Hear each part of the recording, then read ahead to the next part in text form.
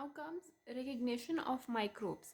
So microbes are recognized by the host cell in three different ways. Number one is the cellular receptors. The receptors which are present in the cell membrane, they identify the microbe. And how they do that?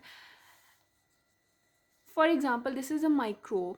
This microbe has some particles over it, and these are called as motifs. And these are called as motifs, and these motifs are basically PAMPs.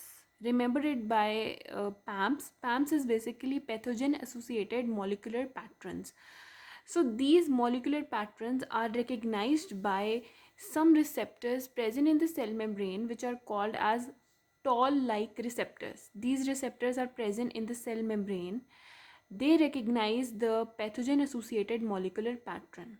When they recognize the pathogen associated molecular patterns, when these recognize these pathogen associated molecular patterns, they stimulate the production of, or they induce the production of some proteins which are cytokines, interferons are basically antiviral cytokines, lymphocytes, and immune responses, which then mediate the inflammation.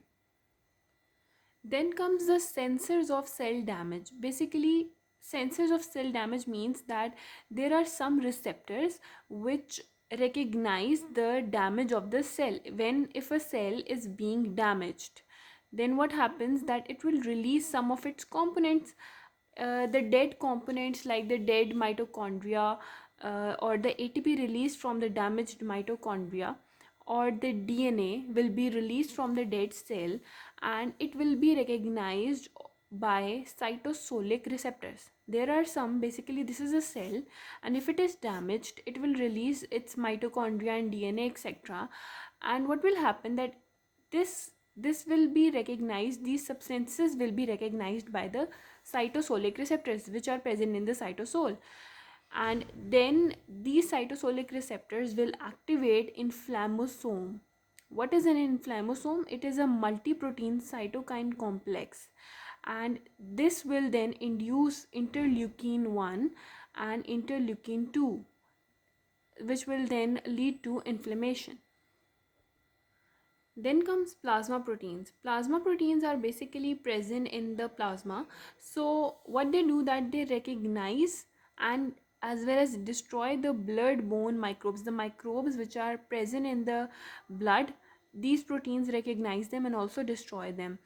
And how they do this, that by activating the complement system, the plasma proteins activate the complement system, and then the complement system releases the mediators of inflammation, which will then cause inflammation.